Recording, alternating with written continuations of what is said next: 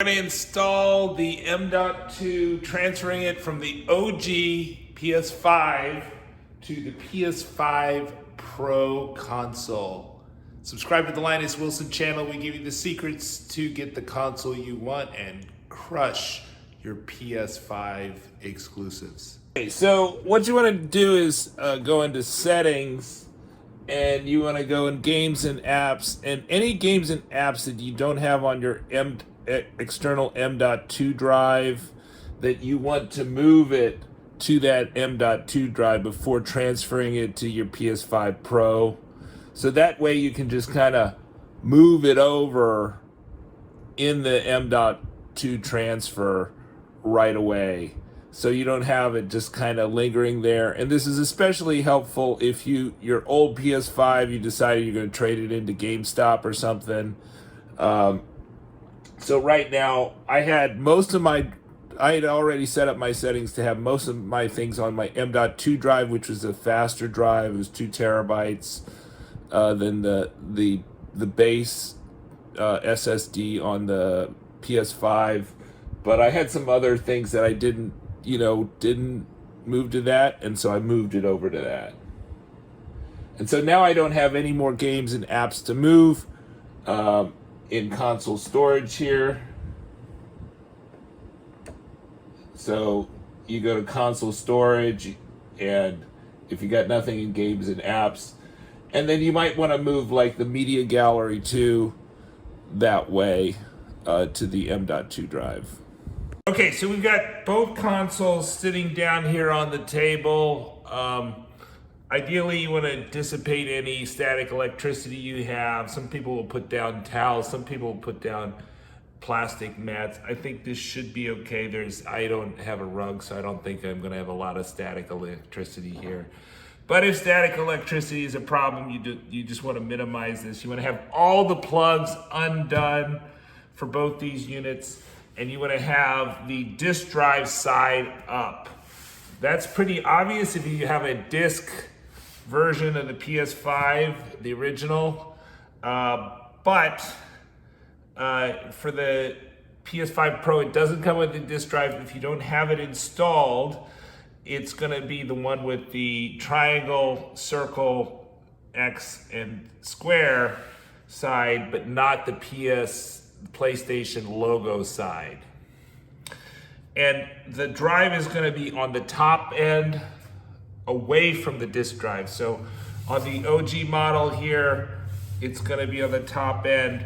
So you see the fins are on this side. This is the back side of the console. This is the front side of the console. Back side of the console. Front side of the console. Ideally, if you're transferring your games, you're going to put all your games onto your M.2 drive and transfer it over, so you don't have to wait for the download speeds of re-downloading your games. Before you do this, I would recommend turning on this console right here. See my video for this. And setting it up so your save games are going to be transferred in that setup process. You're going to have both these consoles on, your old console and your new console. And ideally, you'd have 2 monitors, or you could have a monitor that can switch inputs, and so you can see what's going on. And there's going to be a lot of restarting and a lot of installing. And eventually, you'll have all your game data transferred over your LAN network, possibly your Wi-Fi network,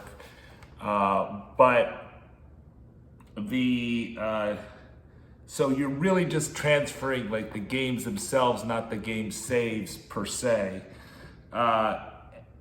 and you're transferring the drive. Now the drive can be empty too, but the idea is that we're going to transfer our old M.2 drive from the PS5 to the PS5 Pro. Okay, I'm putting down just a cloth here. You can put down a towel just to not scratch while you're doing this. And you're gonna push from the top corner to the bottom, and it's gonna click out.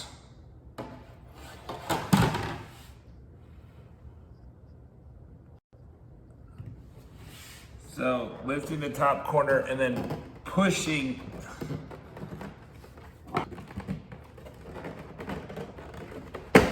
There we go.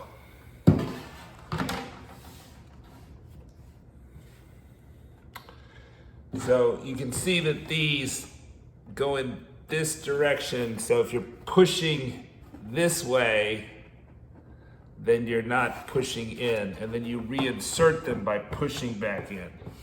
Is we want to remove the face plate. We would need a Phillips screwdriver. That's the star-shaped screwdriver, relatively small-headed one. Seems to work best here.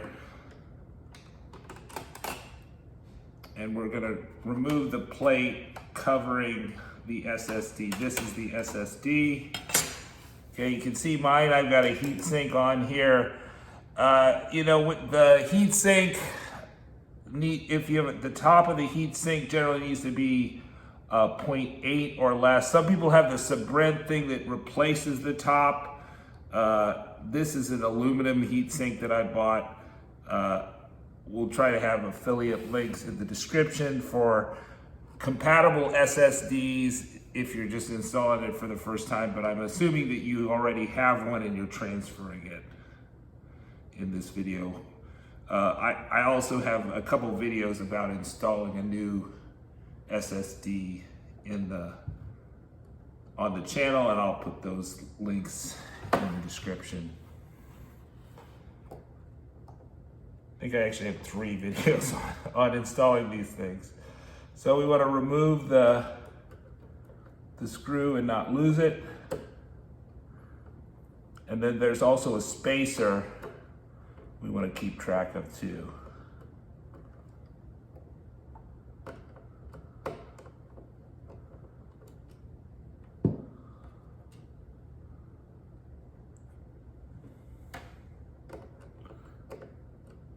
Just trying to pick up the screw, it's so small.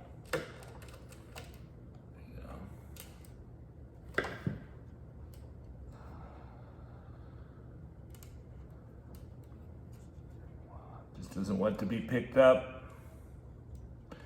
And once the screw is, out, then the M.2 is going to kind of lift up on its own. Okay. You just don't want to lose the spacer there, and you're going to pull it out. So it clicks in and then you pull it out. So this is the M.2 we're using. And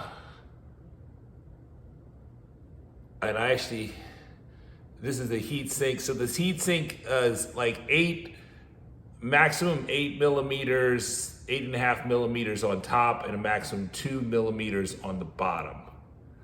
So you can get an aftermarket, so you can buy the heat sink. I think I have a WD Western Digital 2 terabyte drive here. But you can't see it for the heatsink that we're using. You can see the brand of heatsink that I used. And you keep the heatsink on. And then keep the spacer where it is. Take note of your screw. Put it back in where the spacer is, in case you have to put it, in case you're gonna put it back. And then we're gonna put back on the cover, and then we're gonna click this back in, right? And so we're gonna move the plate going this way to click back in.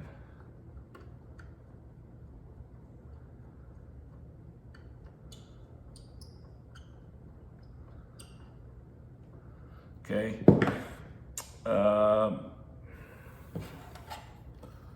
So here's the cover. You want to install it with the cover on. In both cases, it's going to work better with the cover.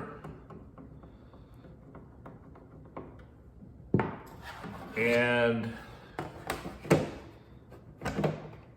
then we're going to slip it back in, and then we're going to go in this direction with the disk drive entrance on the bottom, and we're going to pull the plate to the top until it clicks into place.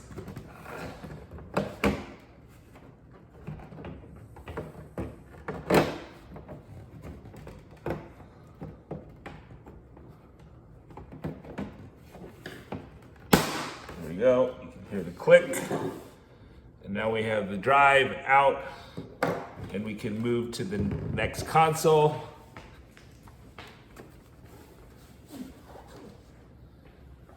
And here we have the PlayStation 5 Pro. So yeah, we want to be pushing from this part here to kind of flick it off, put pressure here, because the attachment point is like right here that we want to undo. Okay, so this is where the spare SSD drive, M.2 NVMe drive goes. I misspoke earlier calling it a disk drive. Obviously there's no disk, it's solid state.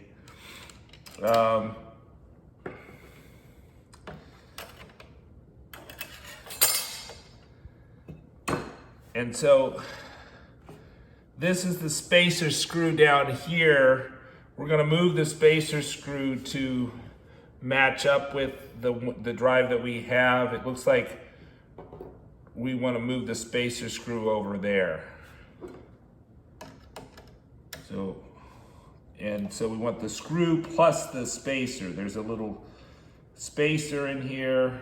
Maybe I can show it to you, that holds it up so it balances properly. So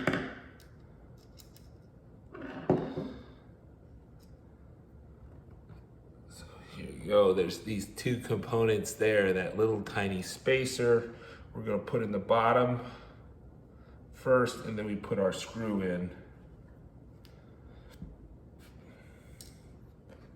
So we will put that in place at where it's gonna fit in. And then, you know, the M.2, it's got a notch in it in the front. You wanna line up the notch on the PlayStation. So the notch side is this side, the small notch, and then the big side. So that way it'll pop in. And so you just kind of push it in. Obviously you don't wanna break it. Just see where you're putting things. Don't, you know, the key is not to over muscle all these things, whether we're talking about the plates or the M.2 drive. We wanna, you know, place it in relatively gently. And it clicks right in. It should be relatively easy to click in. And see, it's kind of floating up there. I'm gonna put the screw in to screw it down.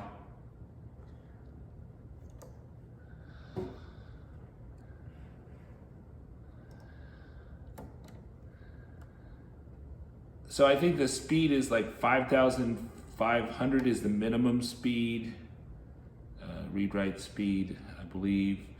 We'll have the specs for that you needed for these NVMe drives, but supposedly you had already got one prior to this with your PlayStation 5, the regular PlayStation 5, not the Pro.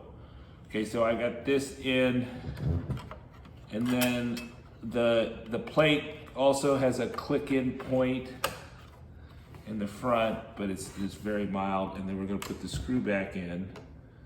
And then the next step is to boot up, plug this baby in, and boot it up and see if it recognizes the games that we have installed on the optional drive. And so I do think the easiest thing is to just move all your games to that drive, that portable drive, if you have the space to do that when you're transferring. Obviously, if you don't have the space, you won't move them all to that drive. Maybe you will download some of them onto your new PlayStation 5 console. So we're gonna put back on the plate, and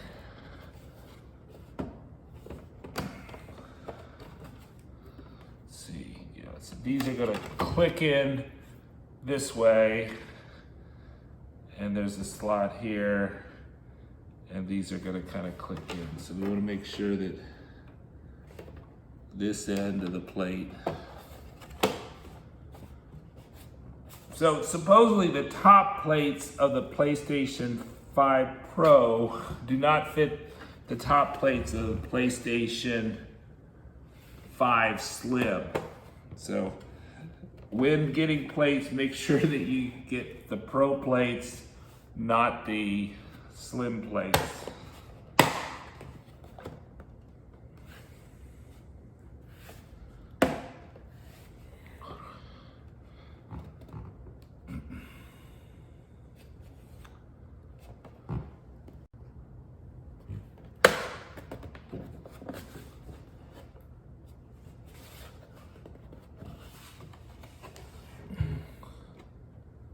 Okay, that seems to be in.